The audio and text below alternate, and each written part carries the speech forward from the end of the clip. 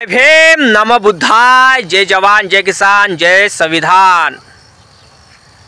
हिंदू सवर्ण आर्मी हे लोक मोर्चे काढून राहिले आणि ते म्हणत आहे आरक्षण खत्म करो, 131 ॲट्रॉसिटी खत्म करो।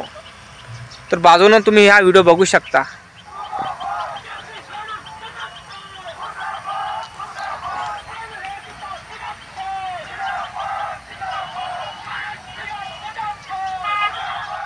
तर बघा, हिंदू सवर्ण आर्मी,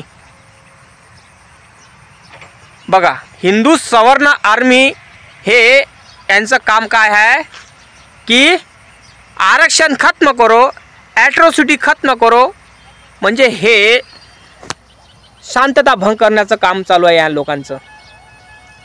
हे लोकांना बाबासाहेबांना दिलेलं आरक्षण चालत नाही, बाबासाहेबांना दिलेल्या सुविधा चालत नाही, यांना मनुस्मृती चालते, यांना संविधान चालत नाही।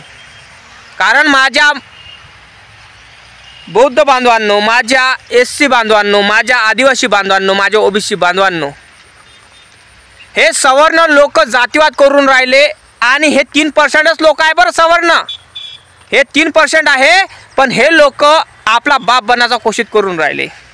कारण याच्या मनात एक दहशत निर्माण झालेली आहे की एक BR आंबेडकर, भीमराव रामजी आंबेडकर हा लोकांच्या काळजात बसलेला आहे आणि हा एक असा एक तोफा एक शेर आहे, एक सवा शेर आहे की ह्या लोकांना जगवण्याचं काम, जागण्याचं काम हे करत आहे। आणि त्याच्या हातात एक संविधानाचं पुस्तक आहे की संविधानाचं पुस्तक अन्यायाच्या विरोधात प्रतिकार करण्याचं एक शस्त्र आहे। त्या कारणामुळं हे लोक आरक्षण खत्म करो, ॲट्रॉसिटी खत्म करो आणि ह्या गोष्टी त्यांच्या चालू राहतात आणि चालू पण आहे। आणि ह्या सवर्ण लोकांना एक भीती अशी आहे की हे लोक संघटित झाले, एकत्र झाले तर आपला काही ठाव नाही। यांना भीती वाटत आहे, यांना भीती वाटत आहे, त्या कारणामुळं हे सवर्ण लोक आरक्षण खत्म करो, ॲट्रॉसिटी खत्म करो असे नारे लावून राहिले।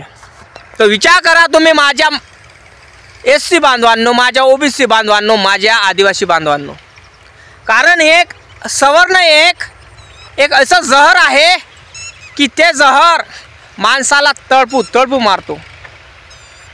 आणि हे बाबासाहेबांच्या संविधानाला घाबरतात आणि बाबासाहेबाला घाबरतात हे लोक। त्यांना माहीत झालं की आता बाबासाहेब आंबेडकर घराघरामध्ये पोहोचून राहिला, काळजामध्ये पोहोचून राहिला, बाबासाहेबाचं संविधान कायदा हा घराघरात पोहोचून राहिला। ह्या कारणामुळं हे सवर्ण हिंदू आर्मी हे काय करत आहे की संविधान मिटवण्याचा प्रयत्न करत आहे, आरक्षण मिटवण्याचा प्रयत्न करत आहे, ॲट्रॉसिटी खतम करण्याचा प्रयत्न करत आहे। कळलं तुम्हाला? म्हणून माझं एकच म्हणणं आहे, मी डोकं फोडू सांगत असतो की एकीकरण महत्त्वाचं आहे, एकीकरण महत्त्वाचं आहे। कारण आपल्याला जातीवाद मिटवण्याचा प्रयत्न करायचा आहे, आपल्याला जातीवाद करायचा नाही, आपल्याला सर्व समानता, बंधुता आणि नित्यतेने चालायचं आहे। कारण बाबासाहेबाचा एकच नारा आहे, शिका, संघटित व्हा आणि संघर्ष करा। 10 दिवस ढोरासारखं जगल्यापेक्षा एक दिवस तरी वाघासारखं जगा। बाबासाहेबांचा एक हाच नारा हा शेवटपर्यंत आपल्याला चालवायचा आहे आणि आपल्याला जातीवाद खत्म करायचा आहे। त्याच्या अगोदर आपल्याला घरोघरात बाबासाहेब आंबेडकर पोहोचला पाहिजे आणि डोक्यामध्ये पोहोचला पाहिजे, हे माझं मत आहे। तुम्ही बाबासाहेबांची तस्वीर लावा का नका लावू हे तुमचं कार्य आहे, तुमचं डोक्यात तुमची सोच आहे, पण बाबासाहेबाचं संविधान, बाबासाहेबाचा कायदा आणि बाबासाहेबाचे विचार माझ्या SC ST OBC बांधवांच्या डोक्यात गेला पाहिजे। कारण कुठेही गुन्हा होत असेल तर तुमच्यावर गुन्हा होत असेल, तुमच्यावर कोणी अत्याचार करत असेल तर तुमच्याच अंगामधला बाबासाहेब जागायला हवा। कारण बाबासाहेब त्याच्या शरीरामध्ये, डोक्यामध्ये बसला आहे, क्वेश्चन करतो, जो प्रतिकार करत आहे आपल्यावर त्याला क्वेश्चन करतो की मी काय केलं, मला प्रूफ दाखव, माझा गुन्हा कोण्या पद्धतीने बसतो. कारण बाबासाहेबांचा संविधान, बाबासाहेबांचे विचार हे क्वेश्चन निर्माण करतात. समजलं काय? बाबासाहेबांचे विचार, बाबासाहेबांचे संविधान आणि कायदा हे क्वेश्चन निर्माण करतात समोरच्या व्यक्तीला. त्या कारणामुळं हे सवर्णवादी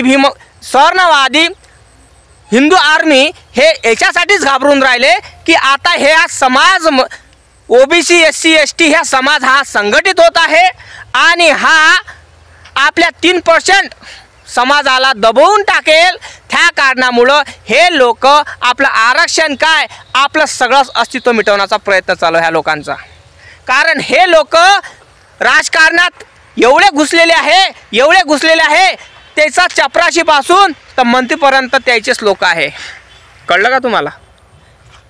कारण हे फोकस काच्यावर करतो, मंत्रिमंडळावर करतो, राजकारणात करतो. त्यांना माहीत आहे हे बिनलालचे लोक आहे, यांना काहीच घेणं देणं नाही, यांना फक्त आपण बंदी बनवून ठेवायचं, यांना आपण फक्त घुस द्यायची, बस दुसरं काहीच नाही. कारण जुमलेबाजपणा हा त्यांच्या डोक्यात भरलेला असतो. त्या कारणामुळं आपण आताही त्यांचे काय करू राहिलो, चापलुसी करत आहे. आपण आपला मुख्यमंत्री तयार करत नाही, आमदार तयार करत नाही, आपण आपला कुठला राष्ट्रपती तयार करत नाही, कोणी काहीही करू शकत नाही आपण. कारण 3% लोक हे खासदारपासून तर चपराशीपासून तर मंत्रिमंडळापर्यंत तेच लोक आहे. मग विचार करा तुम्ही, सवर्ण लोक गद्दीवर बसलेले आहे आणि 3% लोक गद्दीवर बसलेले आहे आणि आपण 60-70% लोक आहे, आपण त्याची गुलामी करत आहोत. विचार करा. बाबासाहेबांनी एकच सांगितलं होतं की आपल्याला शासनकर्ते बनायचे आहे. जुलमाच्या घरी जाऊन सांगा, त्यांच्या भीतीवर लिहून सांगा की आम्हाला उद्याचे शासनकर्ते बनायचे आहे. म्हणून बाबासाहेबांना सांगितलं होतं की तुम्हाला तुमच्या परिस्थिती तुम्हाला चांगली करायची असेल, समाज सुधारायचा असेल तर तुम्हाला राजकारणात उतरल्याशिवाय पर्याय नाही. म्हणून माझं एकच म्हणणं आहे की तुम्हाला राजकारणात उतरायचं आहे. माझ्या महाराष्ट्रातील SC OBC बांधवांना माझं एकच म्हणणं आहे, ST बांधवांना एकच माझं म्हणणं आहे, तुम्ही राजकारणात उतरान तेव्हाच आपण आपलं भवितव्य, आपल्या समाजाचं भवितव्य आपण चांगलं करू शकतो. अन्यथा हे सवर्ण लोक आपल्याला जगू देणार नाही. कारण याचा चपराशीपासून तर मंत्रिमंडळापर्यंत त्याचेच लोक आहे. मला सांगा 3% लोक आहे ते की ते आपल्याला भारी पडून राहिले. कसे पडून राहिले? कारण ते लोक राजकारणात आहे.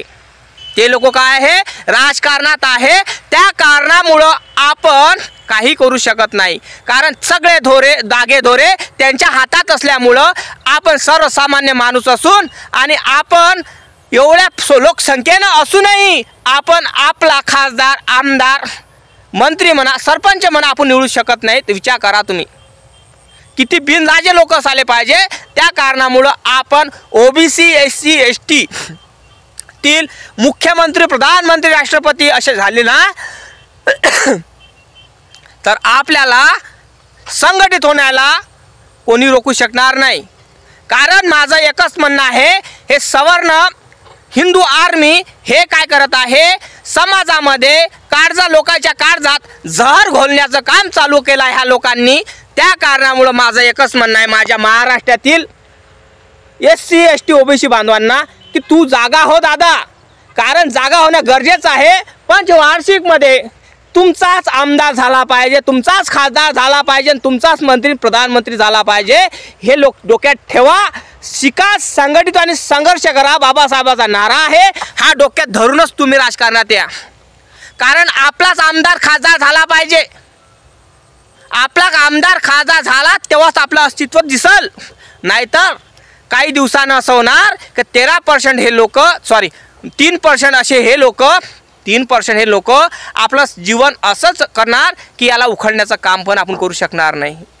कारण ह्या लोकांनी राजकारणातच एवढी गद्दी हासिल केलेली आहे की यांचाच लेकरू मंत्री होते, यांचाच लेकरू प्रधानमंत्री होते, यांचाच लेकरू चपराशी होते.